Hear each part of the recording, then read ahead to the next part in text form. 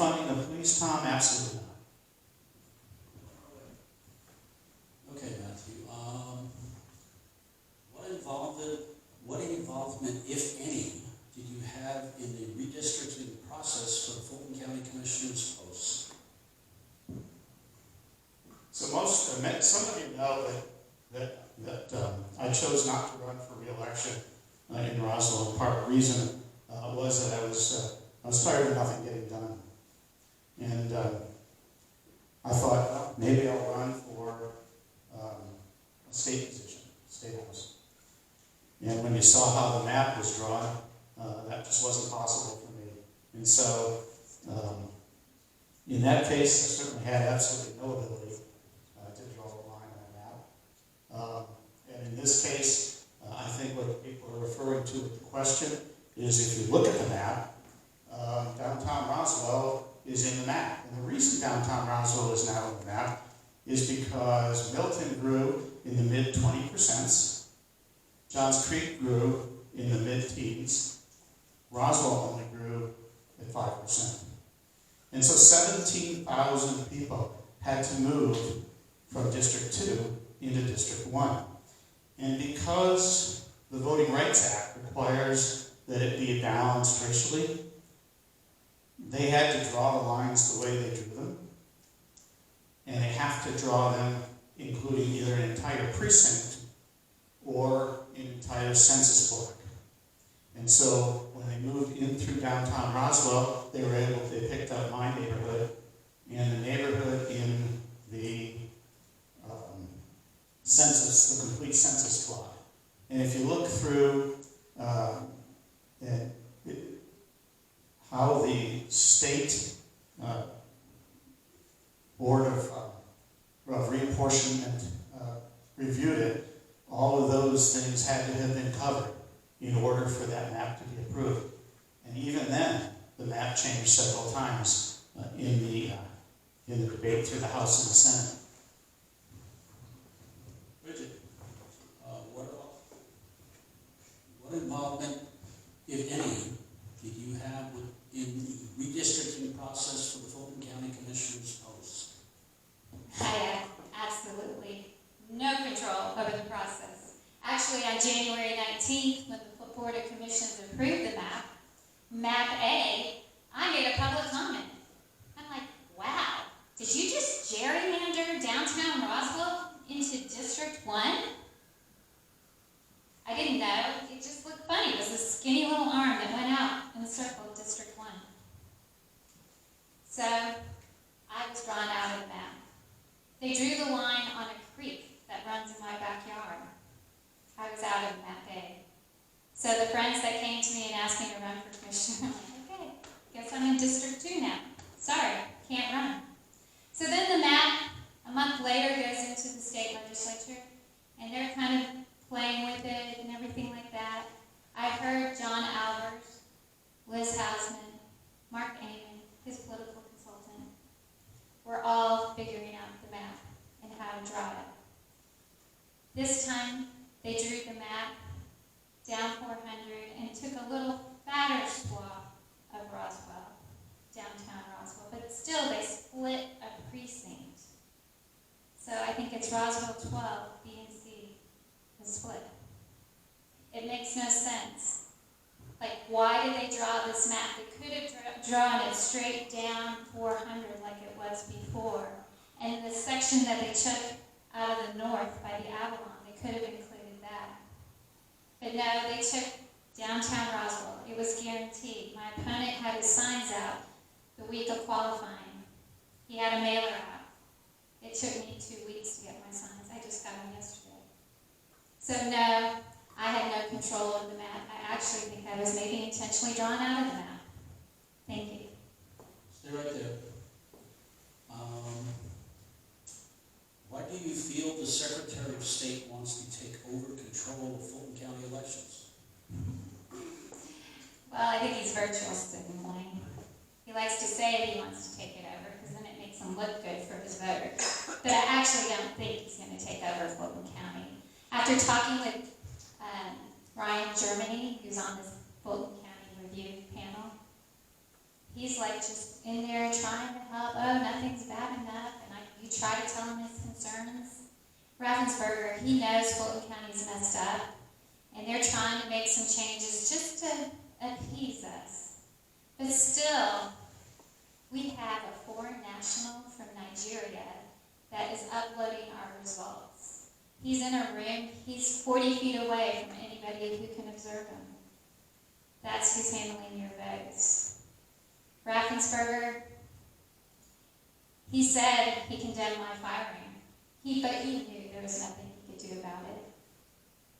I really feel like we're just being played as citizens. We're just being manipulated. We're just pawns in the game. They're just trying to get our votes. They're just trying to act like they're doing something. But they're not really trying to help us. They're not really trying to make change. Matthew, why do you feel the Secretary of State wants to take over control of Fulton County elections? Fulton County elections have been messed up for a long time, long before 2020. And I can tell you from personal experience, in 2017, we put together an app, an iPhone app, and we sent someone to each polling place to read the tape. We knew the results of our election by 9:30 that evening. We actually knew most of it by 9:15. Fulton County didn't have the results until 1:30 in the morning. There's so many things that the Fulton County Board of Elections can do to get us results quicker, to get us results that are transparent, that have checks and balances, the kind of things that I've worked on my whole career. And for example, if we had that app, and you could all see instantly what those tapes were that come out of each machine from each polling place, you could look and see it. And then all of a sudden, later that night, if the numbers were all different, you know something happened. And so there are many things that can happen. My hope is this new board will see some of those. And I think, as she said earlier, today's Rick Barron's last day. I think that was probably a big reason why they wanted to take over Fulton County elections, because they couldn't get 4 votes to make that change. Walk away. By the end of this video, I know, we'll have it figured out. 30 or 40 questions will be good. What are the top 3 burning issues for Fulton County? If you poll the people of Fulton County, you'll find out that the number 1 issue is crime, the number 2 issue is traffic, and the number 3 issue is development. Crime is the most interesting one to me, because right now up here in North Fulton, we don't have a jail facility. And let me tell you, after riding with an officer for an evening, I can tell you what a big problem that is. Today, if you're caught drunk driving in North Fulton County, they'll impound your car and take you home. So you can get in your other car and drive around some more. If you're caught breaking and entering into cars, they'll catch and release. Because it takes an officer almost an entire shift to take you down to Rice Street. And so, the other thing our criminals know is our criminals know that our courts are so backed up, prosecutors are so backed up, that they can go for forever before the case gets heard. And with the combination of those 2 things, if crime hasn't gotten its way up here to Johns Creek yet, it's on its way, and it'll be here soon. It's something to be very concerned about. There's a lot of things going on in the traffic world. Maybe we can chat about those when there's a little bit more time. But I would say right now, if you poll most people, they tell you crime is at the top of their concern.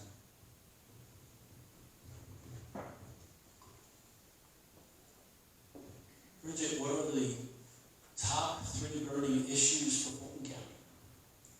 Well, I would agree. I would say crime is the number 1 issue.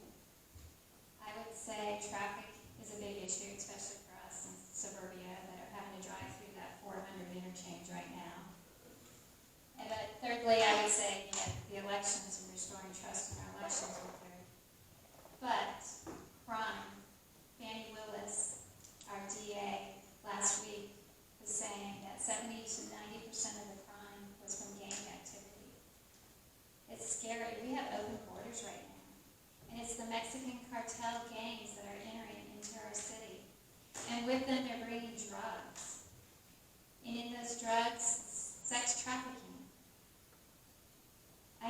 that's a big issue right now. We need to create programs to divert young kids, 12, 13, 14, 15-year-olds getting involved in gangs in our community. We need to clean up the drugs that are coming through the fentanyl. 60% of the fentanyl that enters the United States is coming through Atlanta. Atlanta is one of the top places for sex trafficking. We have a mess. Of course, we can't control our borders right now. So I believe we need more law enforcement that can help alleviate those areas and diversion programs for our youth. Thank you.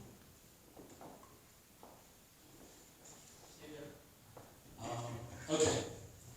Neither of you live in Johns Creek, which represents a large portion of your district. How do you plan to represent the people of Johns Creek? Well, I live closest to Johns Creek. You know, if I lived on the other side of Big Creek, I'd be in Johns Creek. So I live on the very far east end of Alpharetta. And I have a great relationship with Mayor John Bradbury. I talk to him often. I know the concerns of the city of Johns Creek. I feel like I do. I know people like Betsy Kramer and lots of citizens that live in Johns Creek. I shop in Johns Creek. I do most of my grocery shopping, my banking, all of that. So I feel like I'm part of the Johns Creek community. My kids went to school at Alpharetta High School, but it seems like we're always at Johns Creek for something. So I feel that I know what it's like to be a citizen of Johns Creek and live and be a commissioner for the east side of 400. I feel like I would be effective and understand what the people want in Johns Creek, East Roswell, Alpharetta. Thank you.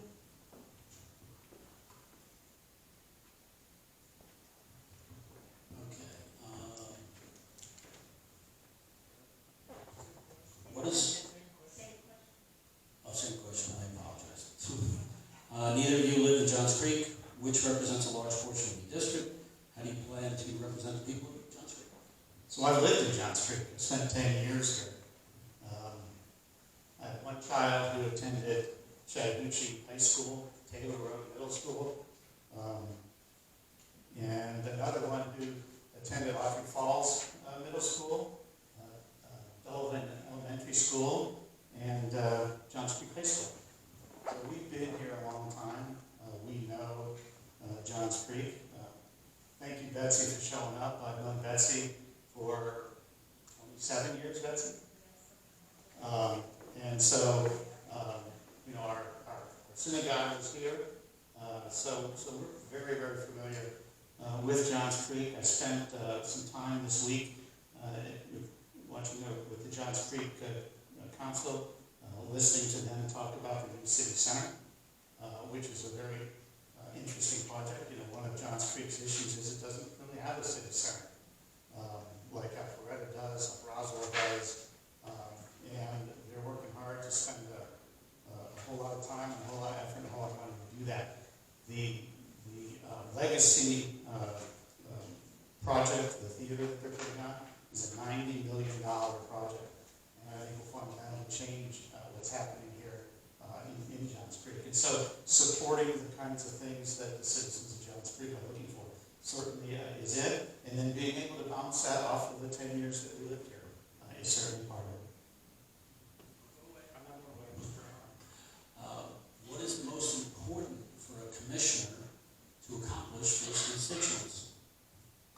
So one of the reasons that I'm running is the thing that I enjoyed the most with my 4 years in city council, and that was constituent services.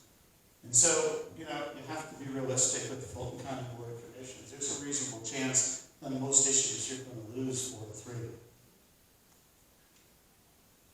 But the ability to help people personally or with their businesses by helping them through the morass of government is something that really drives me. It's really one of the major reasons that I want to do that. You know, I've got a couple of stories, if I had enough time to tell, of some business people. One gentleman who, during the pandemic, all he wanted to do was have a yurt, which is a little tent in his restaurant so people could eat outside. And there was a conflict between our city ordinance and the state ordinance. And for 6 months, he fought all of those entities trying to figure out what to do. Because of relationships that I have with people in other parts of government, I made a phone call. We talked to the chairman of the Public Safety Committee of the State Senate. He went to the State Fire Marshal. State Fire Marshal looked at his regulation and changed it to match the Roswell regulation. And within 24 hours, that restaurateur, that businessman who was suffering through the pandemic, had his yurt. And I actually went and helped him set it up because it was so much fun. Bridget, what is most important for a commissioner to accomplish for his constituents? Well, for my constituents up here in North Fulton County, 70 to 80% of our tax dollars are spent not in North Fulton County. I would like to go down to South Fulton County and see how our tax dollars are spent. See if they're being spent wisely. See if they're being spent efficiently. Because what I've seen in Fulton County government, it's not the case. I want to see the programs that we're paying for and our tax dollars are being sent down there for.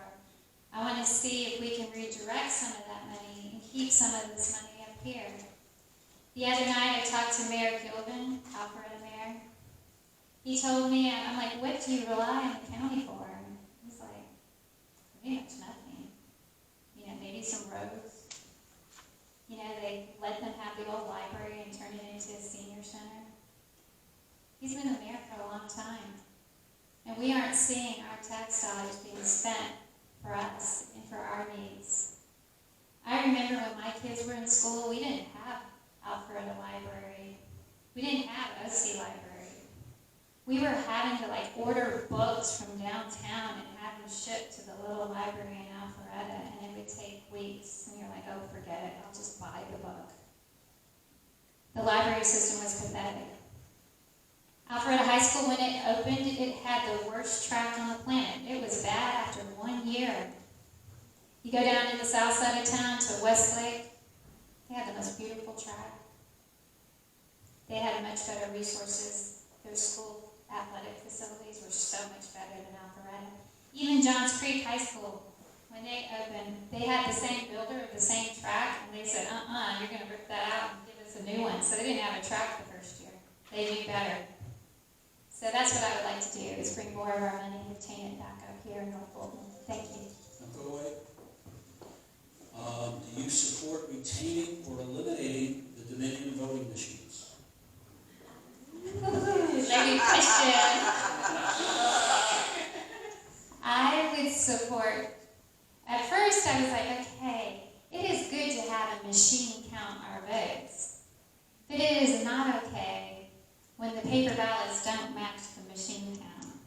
So, in all my research I've done and election integrity people that I've met with and the data analysts I've met with and actually looked and studied ballot images, I don't trust the Dominion equipment.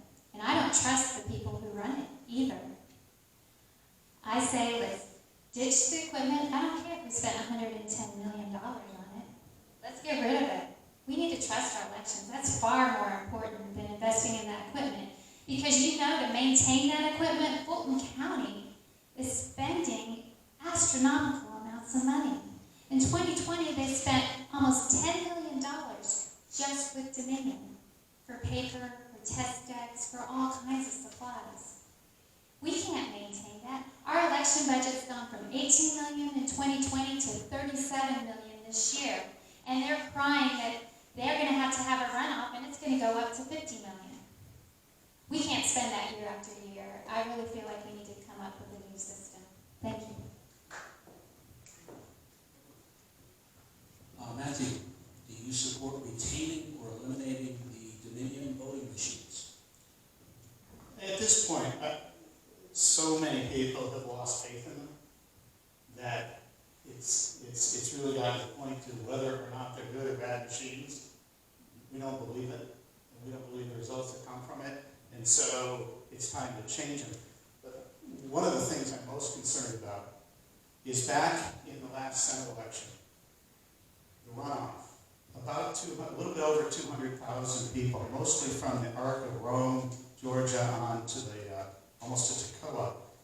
Almost 200,000 people didn't come out and vote in the runoff election that voted in the general election.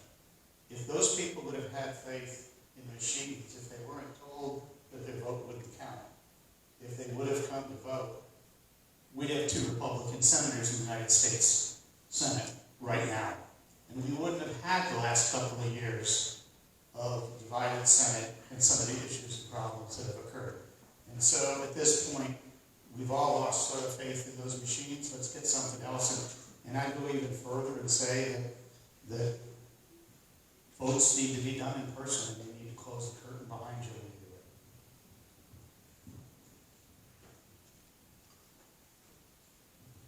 Okay. I think you're up again, Matthew. Sorry about that. 40 more questions we'll have. Okay. Fulton County was one of the last places to ease mask mandates in county buildings. Did you support these requirements, and would you ever support implementing them again? So I was in office as the pandemic rolled out. And once again, when you're inside the building trying to come up with those decisions on how you can keep people safe, it's pretty hard.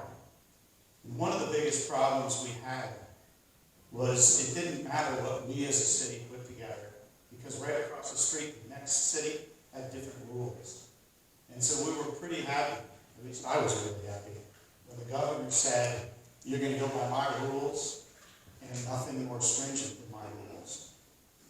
And that made it so that if you lived on the corner of, Jones Bridge, or on the corner of Alpharetta and Johns Creek, and you walked across the street, you knew what the rules were. And so, I'm supportive of the way the governor and his task force handled it. I thought the health agencies did a pretty good job of keeping us where we are. I can tell you that I took a trip to Chicago a few weeks ago, and in order to go into a restaurant, you had to show your driver's license and your vaccine card. And frankly, it was pretty offensive. But what was amazing was 2 weeks later, suddenly you didn't have to do either of those things.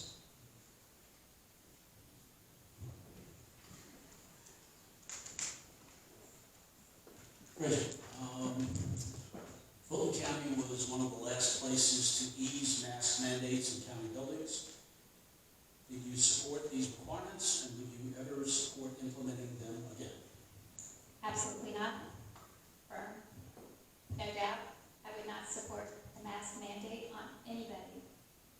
Fulton County, we were still going down in February and having to wear masks.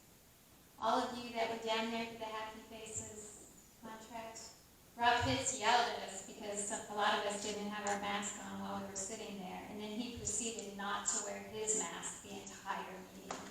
It was hypocritical that he was yelling at us. Masks are not effective. They don't help screen out those small tiny. I know it helps virtue signal. You look good wearing that mask, that nothing's going to come through. If you've ever studied nanoparticles in school, it's like putting a chain link fence around your house and saying, I hope the mosquitoes don't come in. Masks are harmful. You shouldn't be breathing your own carbon dioxide. Masks are hurtful for children, for learning. I'm totally against ever having them put in the schools. We'll know the effects of masking our children soon. We already know that there's been delays, there's been cognitive delays. People need to see facial expressions, and I'm a firm believer that masks actually hurt our community. And I would never mandate them. I would never vote to mandate them. Thank you.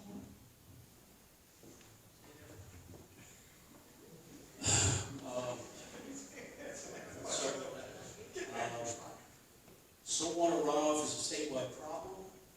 Would you work with neighboring counties to petition the state of Georgia to create a stormwater authority? I would like to create and work with other counties as an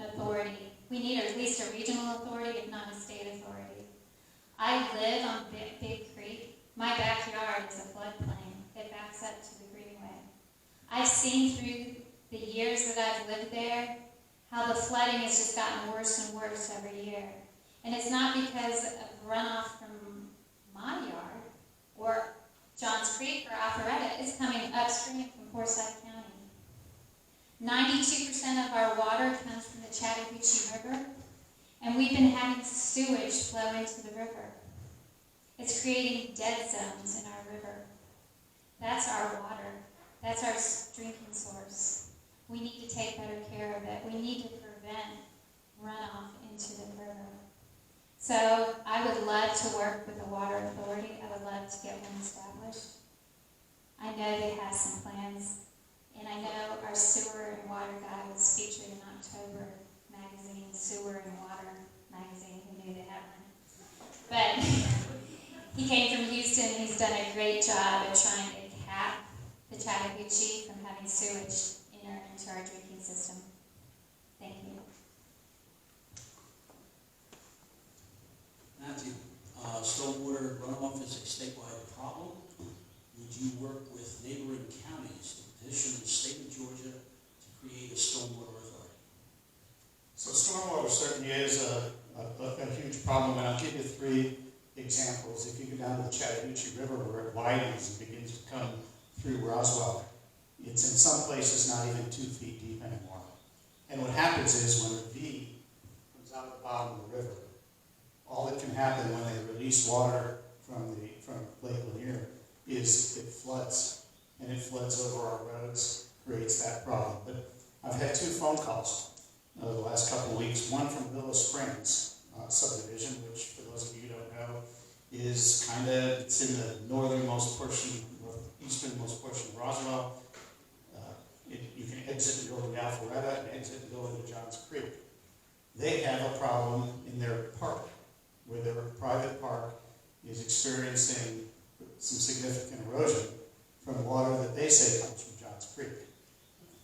We've got another person down on Eads Road in East Roswell who has to get a load of riprap every year from the city, so their backyard doesn't erode. And so, yeah, it's a big problem. I'm not sure that the state is the right place to do that. If we have a number of counties that want to get together and do it, I think that's great. Johns Creek just put a stormwater enterprise fund into their budget process. Roswell's had one for a while, Alpharetta's had one for a while, and building up enough money to take care of your stormwater runoff problems, because we all think that stormwater runoff is somebody else's problem, but we're somebody else's problem too. And so we've got to figure out, how we can all get together and solve it. And it may be, that it's a group of counties getting together, but I can tell you that nobody wants to take credit for whose runoff it was. Okay. Would you support a similar law for Fulton County schools, similar to the law passed in the state of Florida as it relates to sexual education for grades kindergarten through 3rd grade? No. We stopped teaching our kids things like civics. We stopped teaching them things like how to sign their name on the bottom of a check, because we stopped teaching cursive. We stopped teaching them, we never did teach them really, personal finance. So our kids are graduating and have no idea how to manage their lives. And I think long before we start teaching things like, I'm sure there's a CRT question in there somewhere, long before we start teaching them that, or teaching them sexuality in kindergarten, we probably ought to stick with the basics that cannot be taught. Look, our kids are as much as 3 years behind right now with what's happened to them. This is not the time to start adding things to a curriculum